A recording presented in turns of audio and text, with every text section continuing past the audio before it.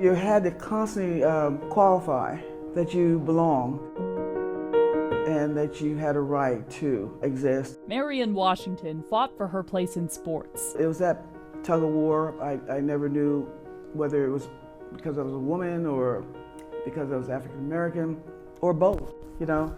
So that was a difficult time.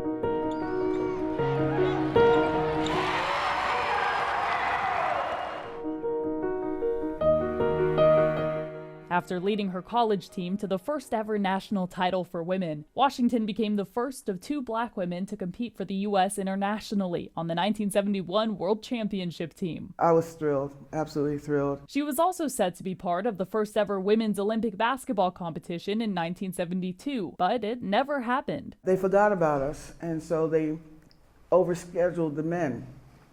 So there was no room for us. When we were told that we were not going to be included in the 72 Olympics, it was devastating for me and my teammates. I mean, we had really worked hard. She was training in Missouri at the time. An opportunity arose to hop the state line to the University of Kansas. When you're that young, you know, when someone talks about Kansas and you're in Pennsylvania, it was like, okay, you know, that's not going to happen. She accepted KU's head women's basketball coaching position in '73. A year later, she added the title of Women's Athletic Director. Title IX, requiring gender equity in institutions that receive federal funding, was in its infancy. You hope that with Title IX, it gave you some leverage to try to get some things changed. Waiting for her was nothing. I had to go about finding space for offices. I managed to work with the Department of Physical Education, and I purchased 2 banks of lockers. They were half lockers, and all of our women's sports rotated through using those lockers, you know. We had a physical therapist who was taping our kids, and I found a vacant office with a desktop, and that's where she placed our athletes to do the taping. Washington's team would use the public bathroom for a halftime hub. I think the biggest challenge for me was that as much as the men had, they were still afraid that women were going to take from them. I was just as proud of our men's program, but I felt that there was room for our women's program. I felt that our women could bring as much prestige and, you know, honor to this university as many of the men did, and I never deterred from that vision. Slowly, Washington began winning more and more battles for women's programs. Eventually, we had better salaries. We were able to, instead of having bag lunches, bag meals to take when we were traveling on the road, we had access to finally the training table, you know, for the women, things like that. You know, we were able to finally have a locker room. But it wasn't without consequence. It was tough to have to pick up the newspaper and my daughter having to read, you know, maybe some negative articles, you know. Fine, they reached this milestone, but when are they ever going to reach this one, you know, kind of thing. Always comparing us with the men who had many, many more years to get to where they are. In 31 seasons, Washington led Kansas to 560 wins, 11 NCAA tournament appearances, 2 Sweet 16s, 7 league titles, and 6 conference tournament championships. Recently, the KU women's basketball team named its locker room for the woman who helped build it. I don't think that I've been someone that patted myself on the back a lot. You know, I certainly took a lot of pride in the accomplishments that myself and others that were there to help support me and work with me. But I just never had time to just think about any one milestone. And now that I'm older, much older, you know, I really am comfortable with looking back, and I can appreciate, you know, at least my effort, the vision that I had for this program here.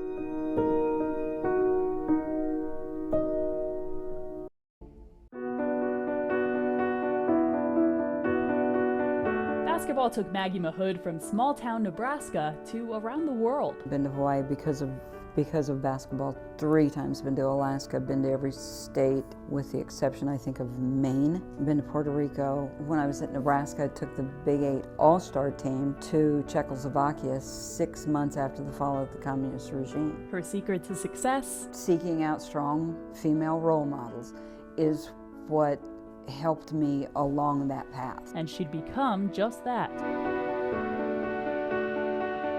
The former Huskers graduate assistant had gotten out of the coaching business when she got a call in 1995. KU head coach Marian Washington needed an assistant, and Maggie was the woman for the job. An opportunity to work with Coach Washington? Sure. Yeah, any day, any day. That's ironic because I had people tell me I'd work for her for free. Women's basketball was in the spotlight in the late 90s. The U.S. won a gold medal at the '96 Olympics. The first ever WNBA draft followed the next year. All eyes were on KU. We were like top 10, top 15 in the country. One of the top D1 programs in the nation.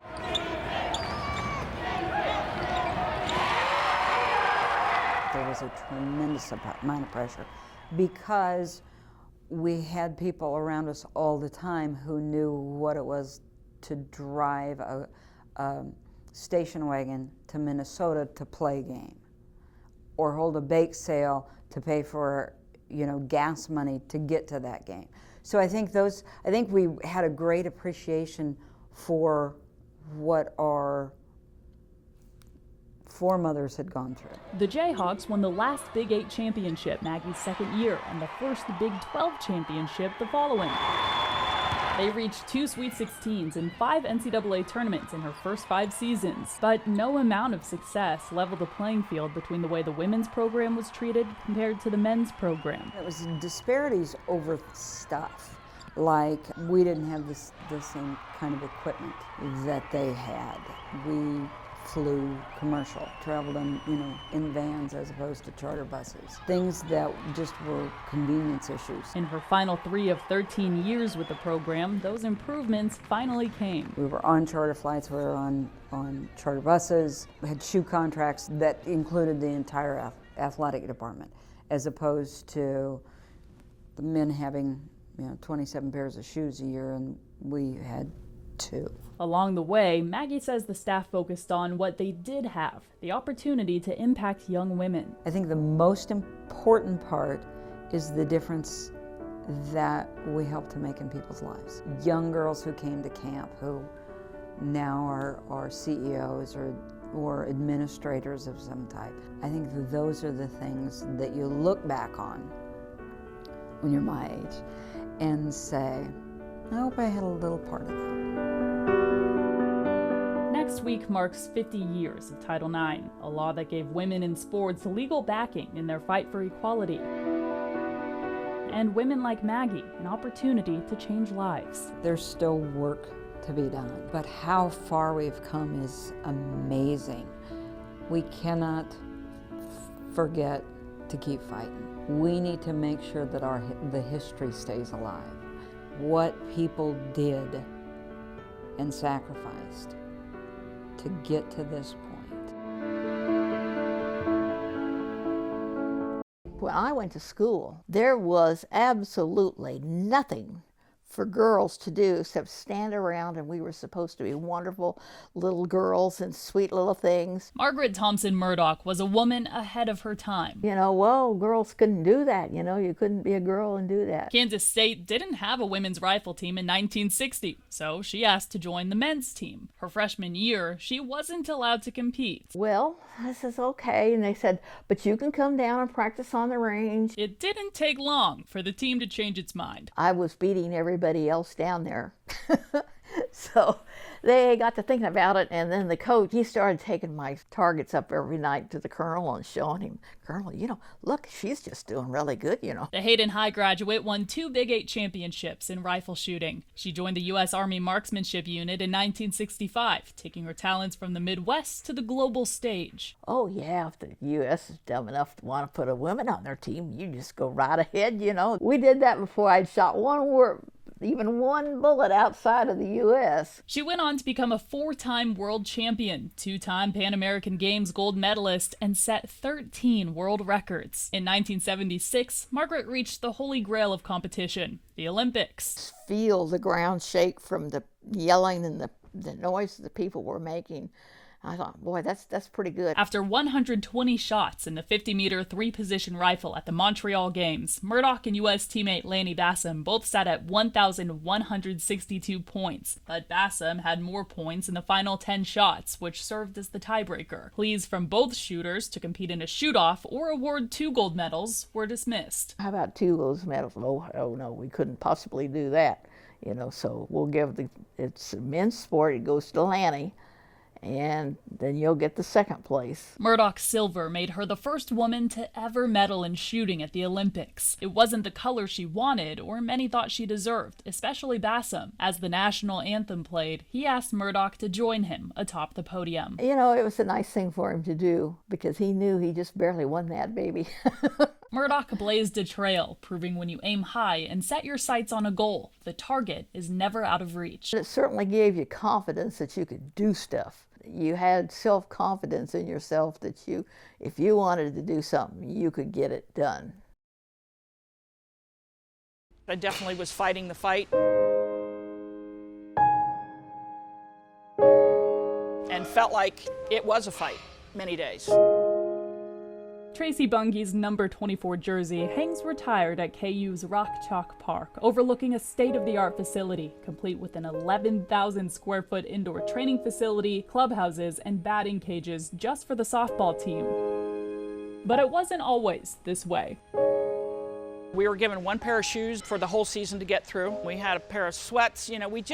We had enough to barely get by. Bunge began her playing career at KU in 1982, the same year the NCAA started sponsoring softball. A decade removed from Title IX's passing, Bunge says things were not equal. You watch the men walk around and they've got coats and they've got, travel gear and they've got this and they've got that, and we got 1 pair of sweats and 1 pair of shoes, and they didn't buy our gloves for us. They didn't buy our bats for us. Facilities were also a problem. Bunge's freshman year, they didn't have one of their own. The team played at nearby Holcomb City Park. My junior year, they built a field for us on campus, and we were so excited to have a field on campus.